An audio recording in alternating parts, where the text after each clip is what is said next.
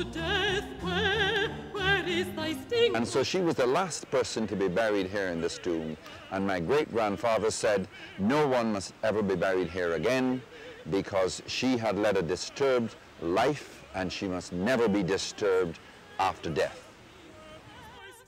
Inscriptions on tombstones, when interpreted, provide background information for fascinating analyses of societies, not just in aspects of how we celebrate the dead or the rituals we use for death, but in a broader and more comprehensive way. They provide collective perspectives on worldviews at given points in time, and they reflect the cultural aspects of the people who created these monuments or mementos. Of course, there is the obvious point that people immediately understand, such as genealogies, but far beyond this, they provide us with an intellectual discourse of the way previous societies have seen the world in which they lived, how they related to that broader view, and how this was played out.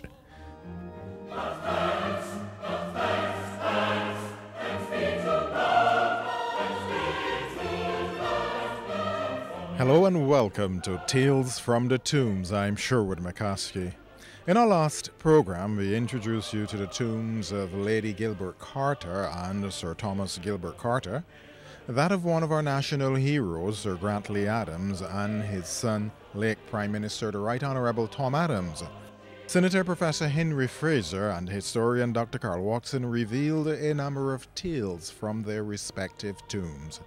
This week, as we continue our tour of the cathedral's yard, Dr. Watson begins by calling attention to some interesting nuggets of truth that you might glean from his study of funerary architecture, specifically the size and shapes of the tombs.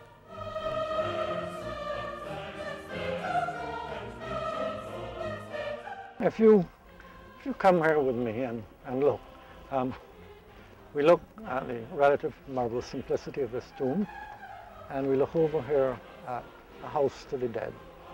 And again, it conveys a different way of looking at death, a different way of commemorating the ones you love who have passed on.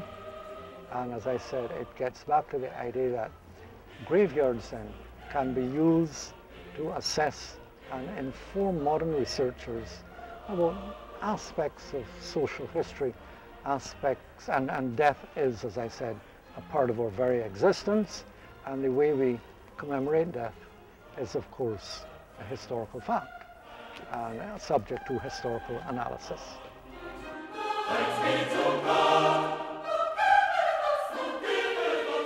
From that comparative analysis, we move now to what seems to be a contradiction. A tomb in absolute simplicity in the cathedral's yard? This is the family burial place of Crispin Field. Now, it's fascinating because inside of the cathedral, those tablets tell you a great deal about everyone. But here is a very large family vault which has no information except the name of the patriarch of the family. Well, this good man, I believe, was my great-great-grandfather. He was a reverend, and his daughter, Margaret Elizabeth, was the only victim of a legally recognized breach of promise of marriage suit in Barbados. And I'm going to say a little bit more about her later. But apparently, she was jilted by a wealthy young Englishman who went back to England, married someone else, and had the gall, we would say, in Barbados, to come back to Barbados, where he was then taken to court by the Reverend Field, who felt justice must be done. His daughter, of course, was deeply embarrassed, but he won the suit of a breach of promise of marriage and received a generous award. I'm sure he gave it to the church. Did he or did he not? Well, we might never know. What we do know is that it is one of those interesting and fascinating tales from the tombs, and a conversational piece which incidentally continues and links with the Fraser's tomb. Who is the preferred individual to tell such family tales from the tombs? We're next to the family plot of the Frasers, and under this stone, it says, are deposited the remains of Henry Fraser. And so I often say I have my own tombstone well in advance of my death here in St. Michael's Cathedral. Henry Fraser died in 1828 when he was 44, and he left a family of several children, and he, ironically, he was the secretary of the Society for the Poor of the vestry of the parish of St. Michael. But he left his family without a visible means of support. He was reputedly a doctor. We're not sure what kind of a doctor, if an apothecary or a university-trained and qualified doctor of those early days. But although he had worked so hard for the support of the poor and destitute in St. Michael's, he left his wife and family destitute, and it is said that she had to take in laundry in order to make a living and support her children for the next 20 years until they all grew up. In this vault is also buried my great-uncle, Austin Fraser, who trained in medicine at the University of Edinburgh, and he came back with TB, and he died at the young age of 31. Now, I mentioned at the Field tomb a great-grandmother who had been the victim of a breach of promise marriage, and she was so distressed by that event where she was seen as a little bit of a laughingstock by the public of Barbados because she had been publicly jilted, that she lived a very quiet life, never leaving her home and never mixing with society. And so she was the last person to be buried here in this tomb, and my great-grandfather said no one must ever be buried here again because she had led a disturbed life and she must never be disturbed after death.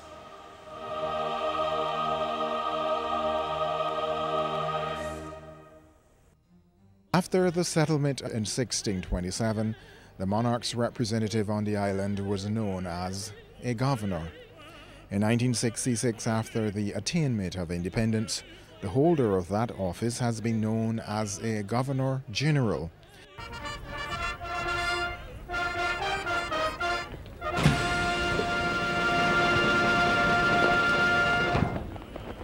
The Governor-General of Barbados is a vice-regal representative of the Barbadian monarch and acts within the nation's office of the Governor-General as the nation's head of state.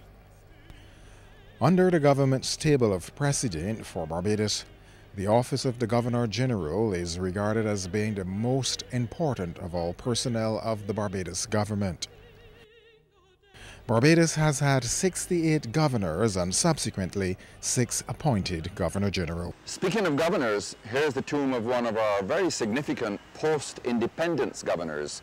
He is one of our national heroes, the Right Excellent Sir Hugh Worrell Springer. Sir Hugh was part of a very important and significant family of Springers in Barbados, originating from St. Andrew 100 years ago, and he became a very prominent, very active and influential trade union leader in the 1930s. After winning the Barbados Scholarship in Classics in 1931, he followed in the footsteps of Grantley Adams to Oxford and studied law at the Inner Temple. When he returned home, Grantley Adams found in him a kindred spirit. Every general has his lieutenant, and Hugh Springer brought brilliant organizational skills to bear as the first General Secretary of the Barbados Workers' Union and the Barbados Labour Party. He was elected to Parliament as a member for St. George and was one of the 4 executive members in the Bush experiment. He worked from the 1940s on public education policy in the region, and in 1948 was persuaded to become registrar of the great new experiment, the University College of the West Indies. The University of the West Indies, in paying tribute to this illustrious son, had this to say: the University of the West Indies remembers him with special fondness and gratitude for his work in contributing to its inception and for nurturing its growth and development at a critical stage of its history. It remains a permanent memorial of his work and a constant reminder of the imperishable vision of the West Indian nation.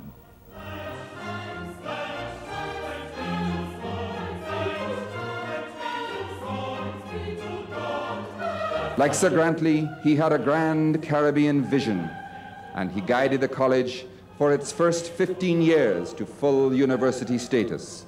Only then did he answer the call in turn of the Commonwealth as Director of the Commonwealth Education Unit and then Commonwealth Assistant Secretary General. When he retired, he was the most eminent Barbadian abroad, yet highly regarded at home. He was appointed our third native Governor General almost by public acclamation and provided a sense of safe harbor in troubled times. They're now awaiting the arrival here of the Governor General designate, Sir Hugh Springer. Barbados, of course, also boasting of the third oldest parliament in the Commonwealth.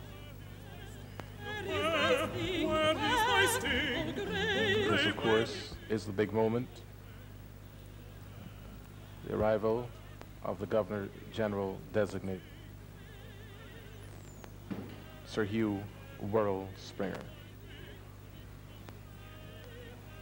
The happy faces as they meet Sir Hugh. Sir Hugh will now be introduced to a number of the other officials here. Sergeant at Arms leading the party into the east wing of the Senate chambers. To our trusty and beloved Sir Hugh Worrell Springer, Knight Grand Cross of the most distinguished Order of St. Michael and St. George, Commander of the most excellent Order of the British Empire, greetings. We do, by this our commission, under our sign, manual, and signet, appoint you, the said Sir Hugh Worrell Springer, to be our Governor General of Barbados during our pleasure, with all the powers, rights, privileges, and advantages to the said office appertaining or belonging.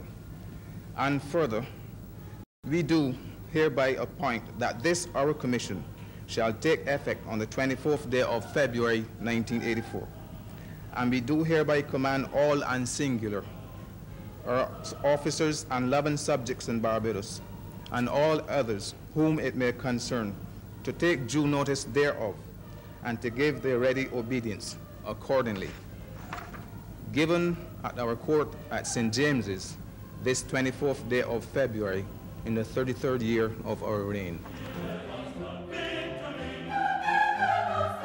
I, Hugh Worrell Springer, Knight Grand Cross of the most distinguished Order of St. Michael and St. George, Commander of the most excellent Order of the British Empire, do swear that I will well and truly serve Her Majesty Queen Elizabeth II, her heirs and successors, in the office of Governor General. So help me God.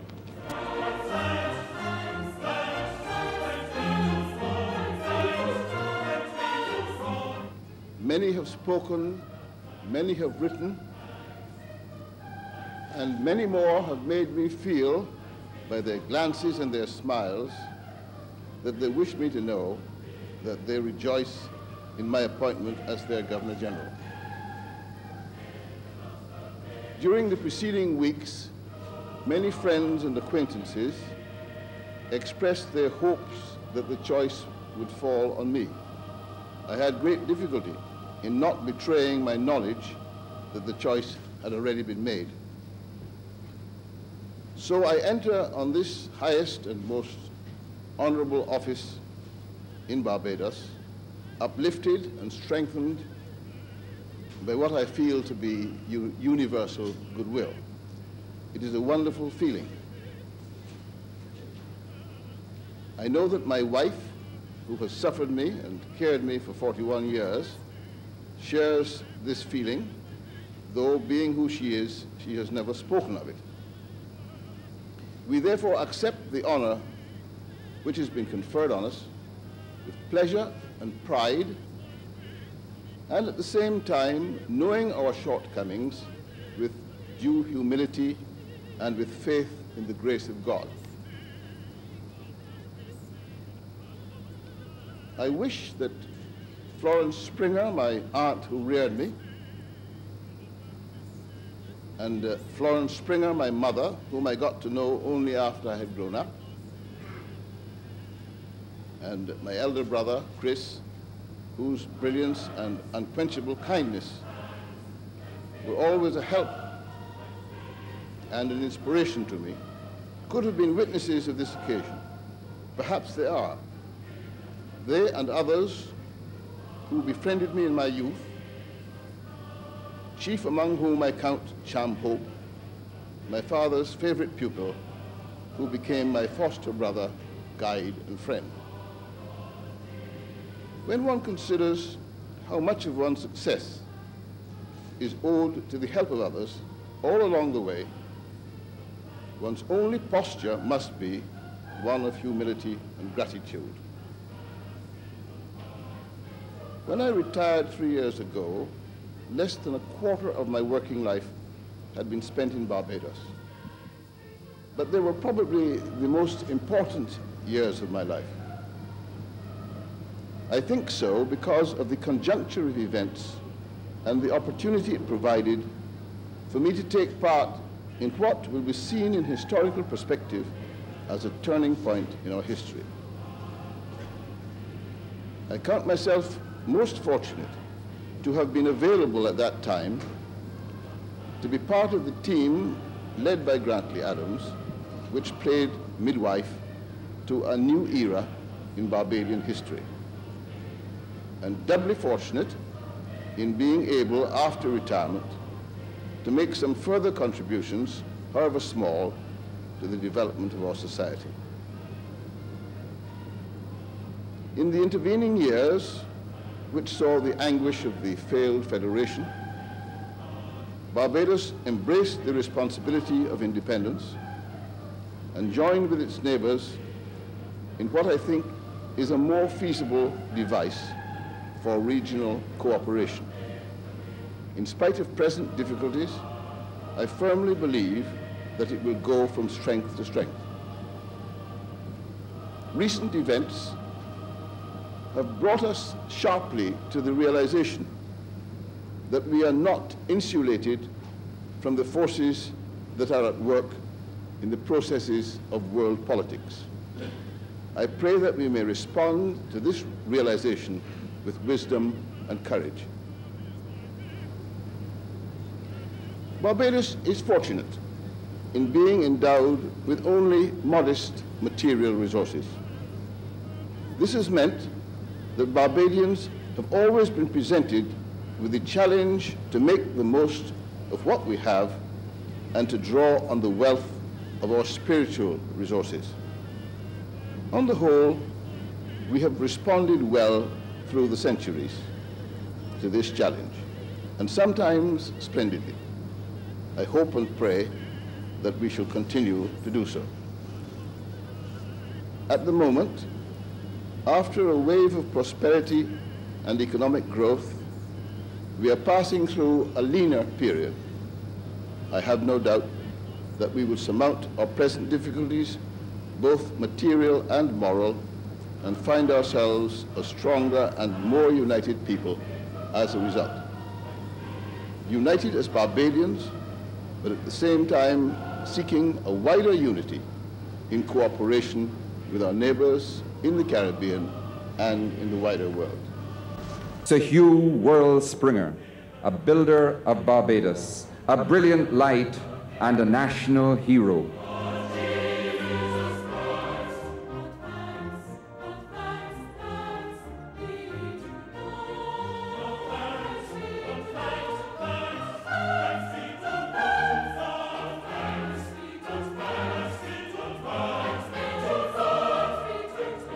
When the fledgling Federation of the West Indies collapsed in 1962, Sir Hugh Springer took time off to consider the reasons and the outcome. The award of a John Simon Gottingham Fellowship, together with a fellowship from the Harvard Center for International Affairs, enabled him to do this to good effect. The end product was the publication of his book, Reflections on the Failure of the First West Indies Federation, 1962.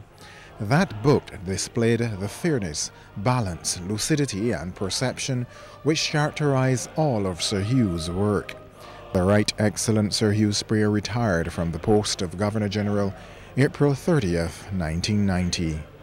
He died 4 years later, April 14th, 1994. After a state funeral held in the Cathedral, He was interred in this tomb.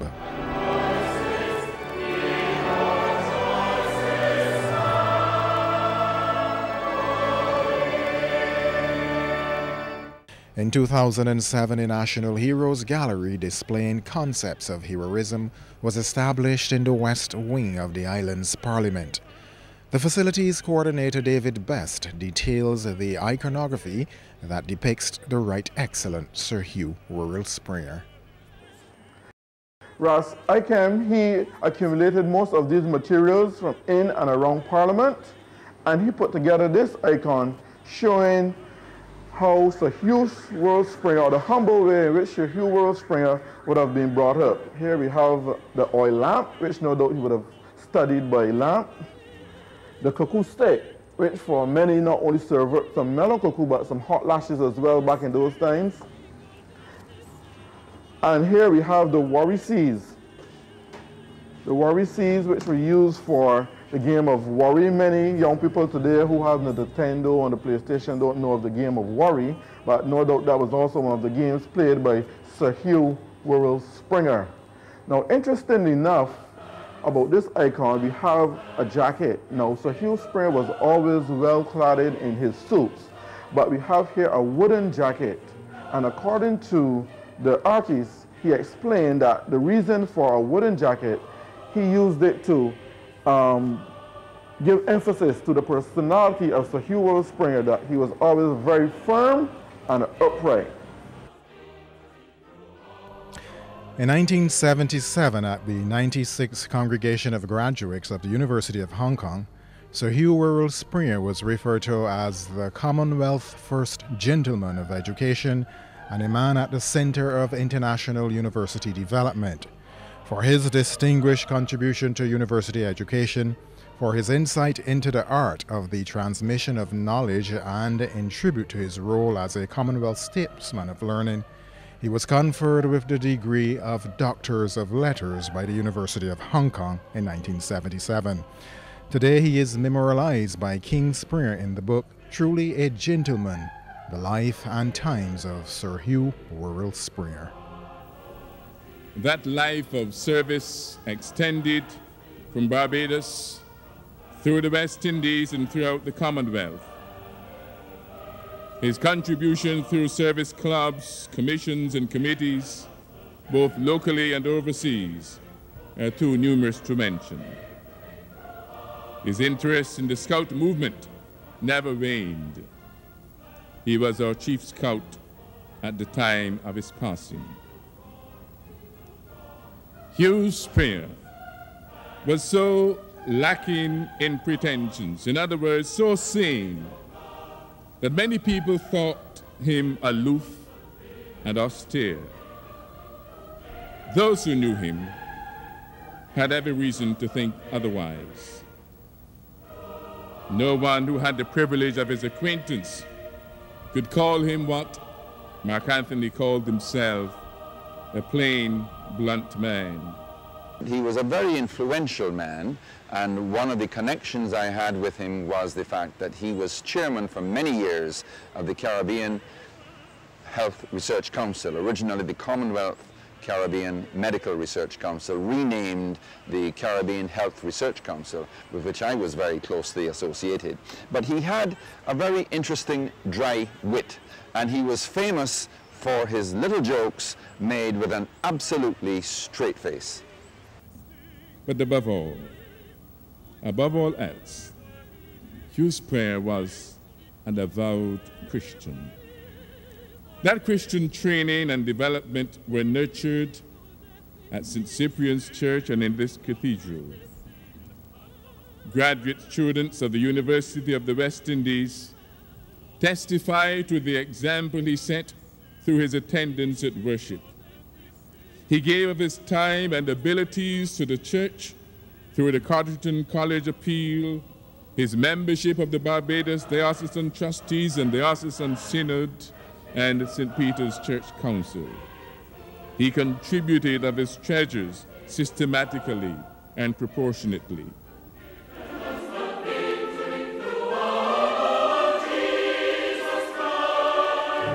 Who were not shackled by the past are discouraged by the present but look to the future, and in so doing blaze the trail and open the many doors of opportunities available to us today. His life represents the best of our nation's heritage and ensures continuity with the future. It behoves us to uphold him as a symbol of that excellence which can be achieved in spite of humble origins, and as long as our focus is not merely on success, but on quality of character. He was the very embodiment of our national motto, pride and industry. As we remember him, I think about another occasion of death. It is the death of Brutus, so ably depicted by the genius of William Shakespeare in Julius Caesar. Mark Antony, speaking of Brutus's honesty and his concern for the common good, concludes with these words: his life was gentle, and the elements so mixed in him that nature might stand up and say to all the world, this was a man. But the quality of life which he exemplified may be more adequately expressed in the words of the poet Isaac Walton. Of this blessed man, let this just praise be given. Heaven was in him before he was in heaven.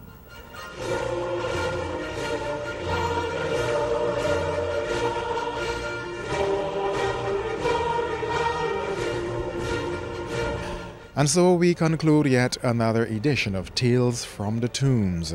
Today's tales are from some of the tombs in the yard of the Cathedral of St. Michael and All Angels. Do join us next week at the same time as Senator Professor Henry Fraser and historian Dr. Carl Watson bring to an end Tales from the Tombs here in the yard of the Cathedral. As always, I appreciate your company. I'm Sherwood McCoskey. Good evening.